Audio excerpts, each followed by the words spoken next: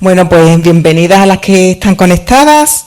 Sois más conectadas las que estamos aquí en esta ocasión, pero bueno, siempre es una bendición. El Señor dice que donde estén 2 o 3 reunidas, allí está Él, ¿no? Entonces está aquí seguro, ¿no? Porque además somos más de 2 o 3. Así que, bueno, pues vamos a empezar con esta historia de la viuda de Sarepta, de Primera de Reyes 17. En primer lugar, vamos a empezar orando, también aunque nuestra hermana ya ha orado, pero quiero también poner este tiempo pues en las manos del Señor.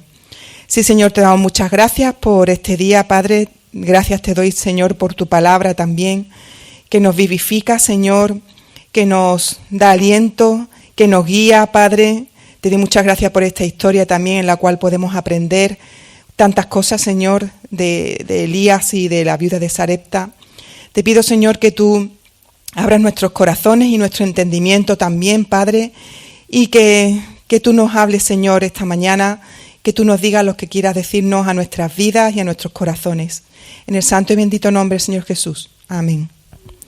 Bueno, pues en primer lugar, esta historia está desarrollada, que vamos a tratar hoy en Primera de Reyes 17.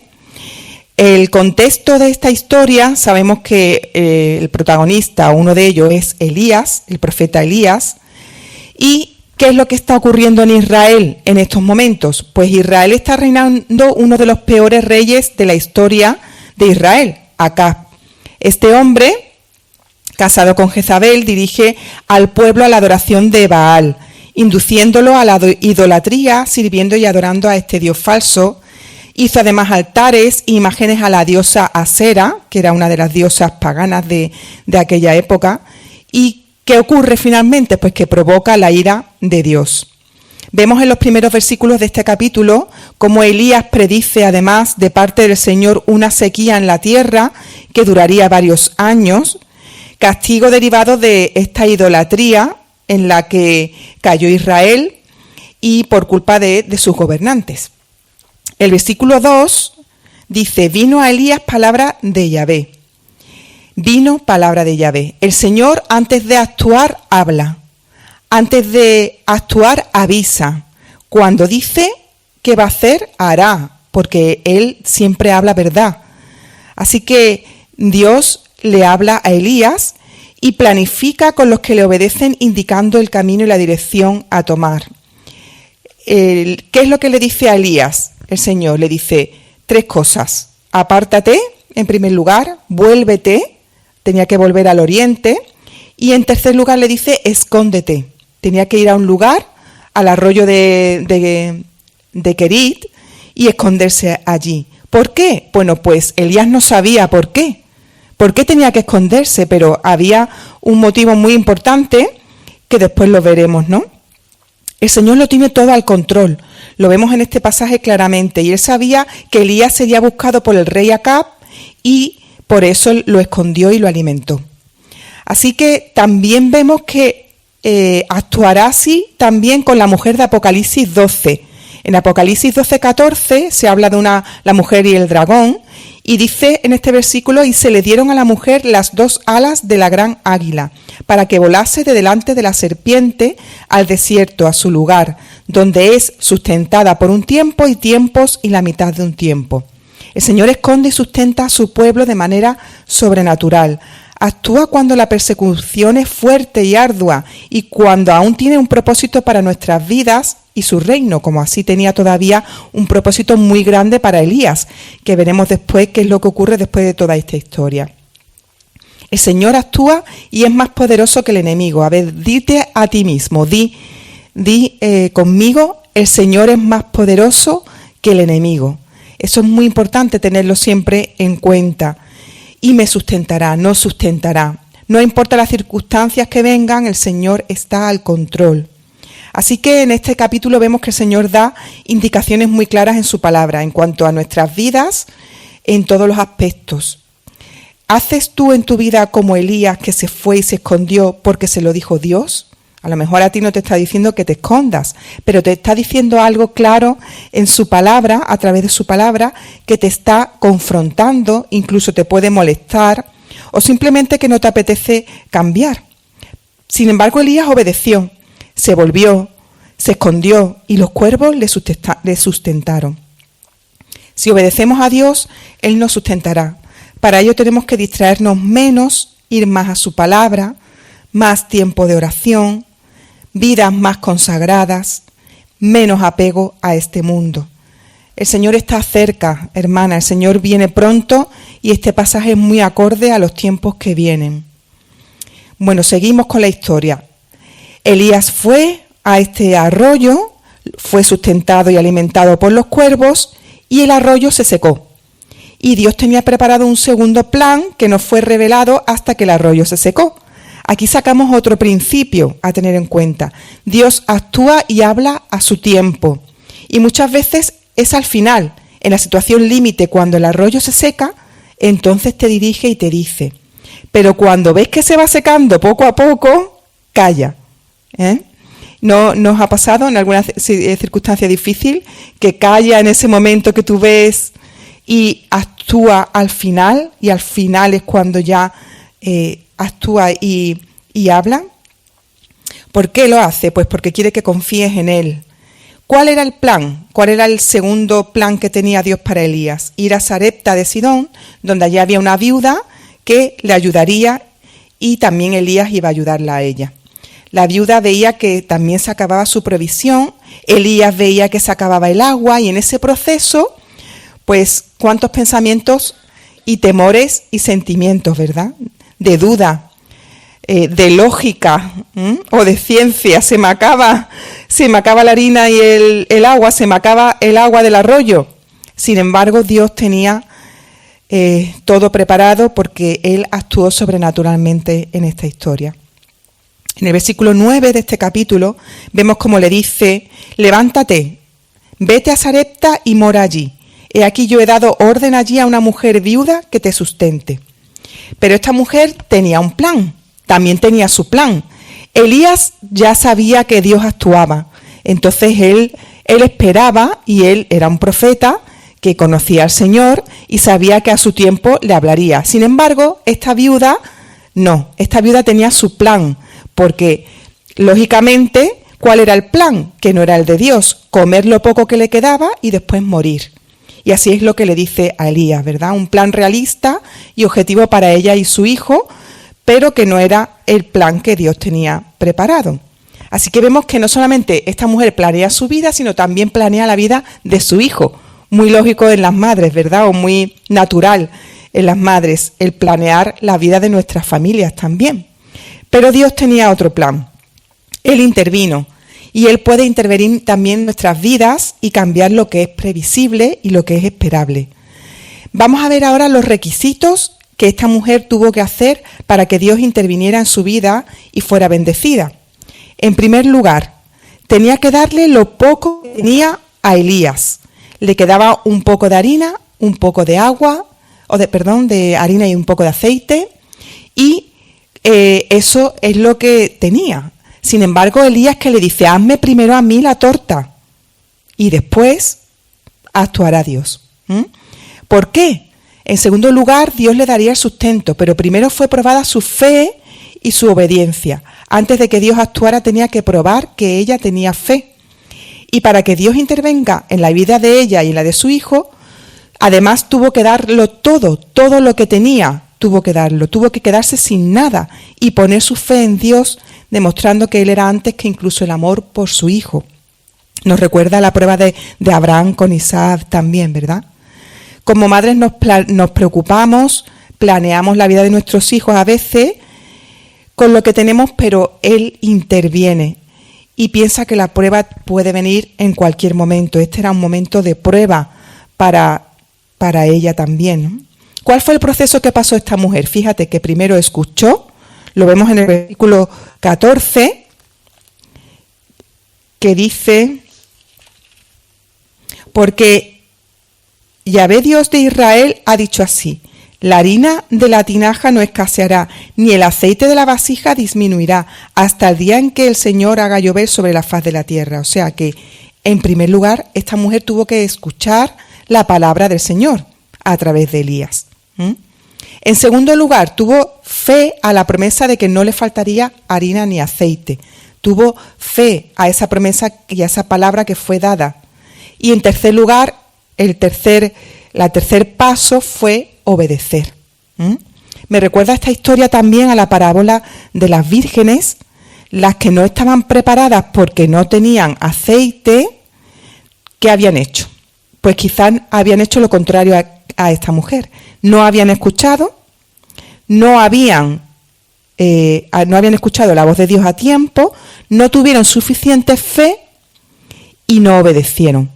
Así que, ¿qué fe es importante tener, no? Según esta mujer. Si escuchamos y obedecemos, Dios interviene. Así que es necesaria una fe que obedece, no solamente una fe que cree. También dice que los demonios creen, ¿no?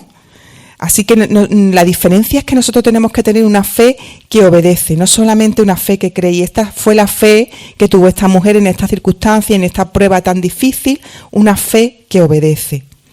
Los versículos 14 a 16 vemos cómo actúa Dios en esta historia.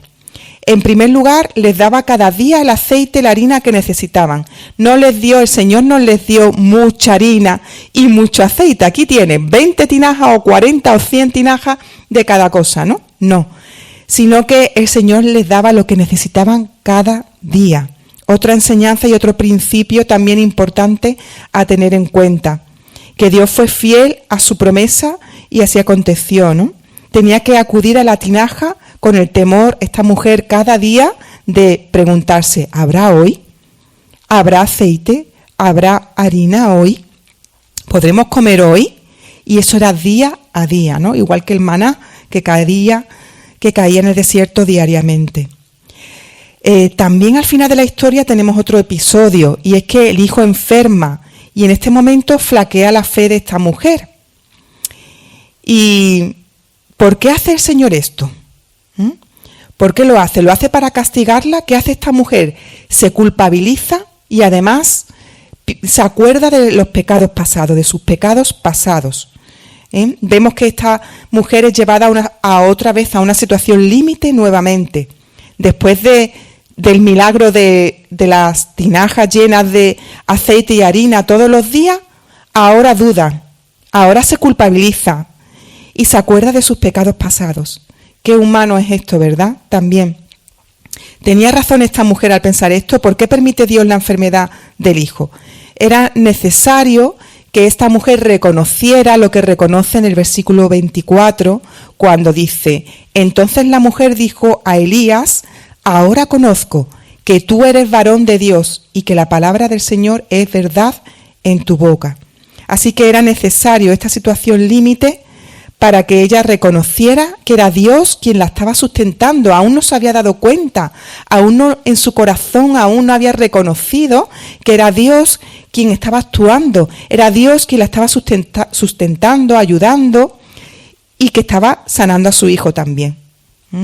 Bueno, pues esta es la historia. ¿Y qué aplicaciones podemos encontrar a nuestras vidas en esta historia? Bueno, pues hay algunas aplicaciones prácticas a tener en cuenta.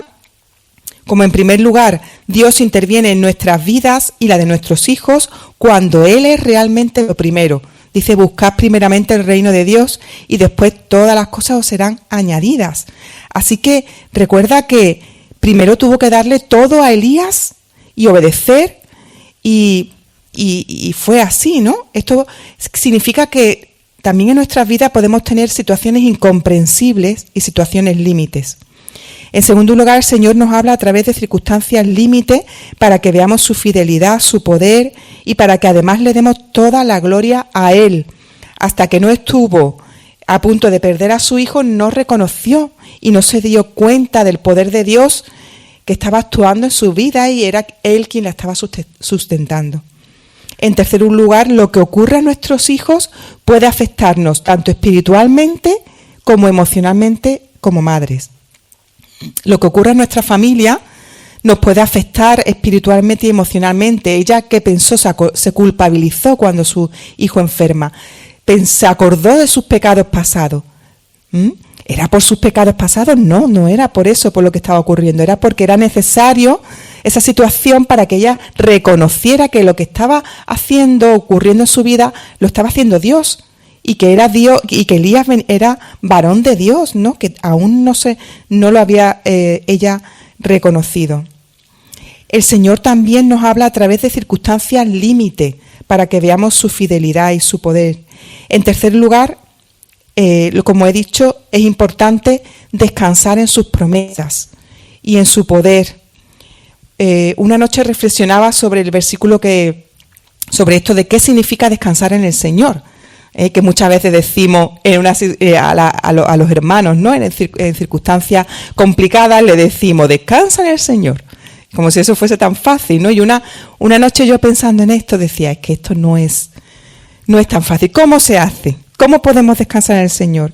Y el versículo de venid a mí todos los que estáis trabajados y cansados, que yo os haré descansar, pues es clave para esto, ¿no?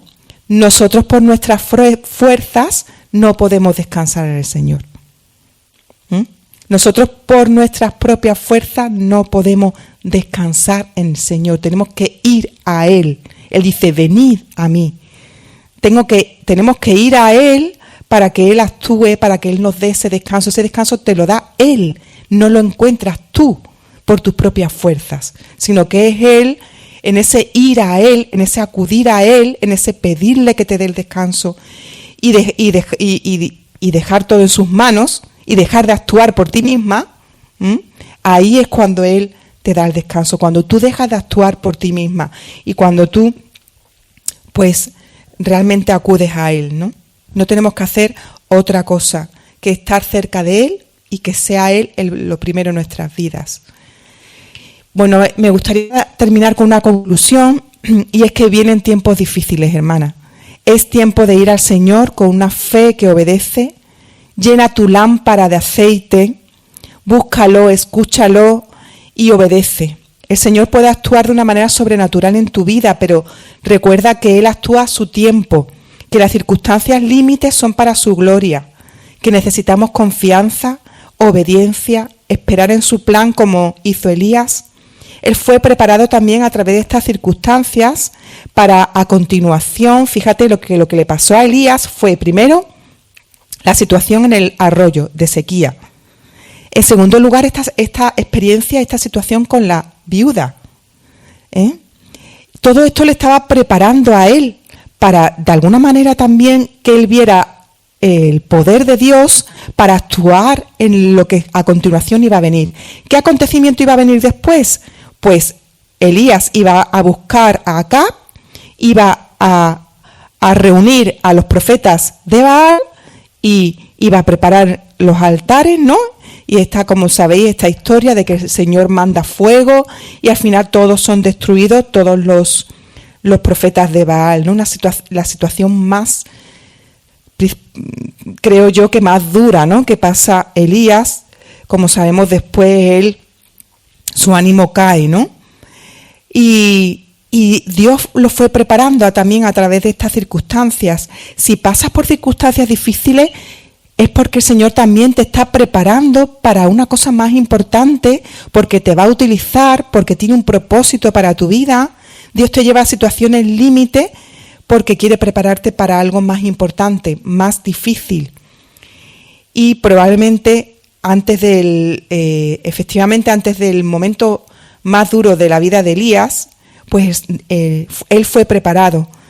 Pasó por la sequía, pasó por la casa de la viuda de Sarepta, y mientras estaba siendo perseguido por Acab y Jezabel para acabar con su vida, Dios lo esconde y guarda porque tenía preparado pues algo todavía más importante para él. Dios nos prepara y estamos en un viaje en esta vida, somos peregrinos, no lo olvides.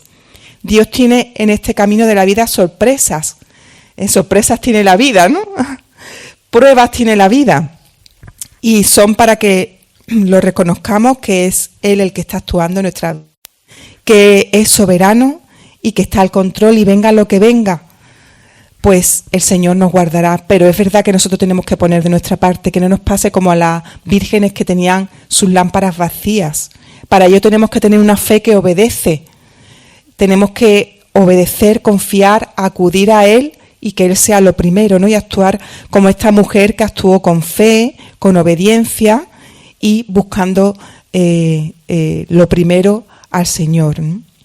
Bueno, pues hasta aquí el pensamiento de esta mañana. Espero que haya sido de bendición y que ahora, pues las que estamos, podamos compartir sobre esto. Veo que hay algunas hermanas conectadas también. Así que os animo a que hablemos sobre esta historia, en la que tiene mucha enseñanza, tiene mucho que reflexionar, ¿verdad?, en nuestras vidas, muchas aplicaciones a nuestra vida también, como mujeres, como madres, como hijas de Dios. Así que bueno, que espero que ahora compartamos, ya que estamos unas cuantas, pasemos un ratito aquí de compartir.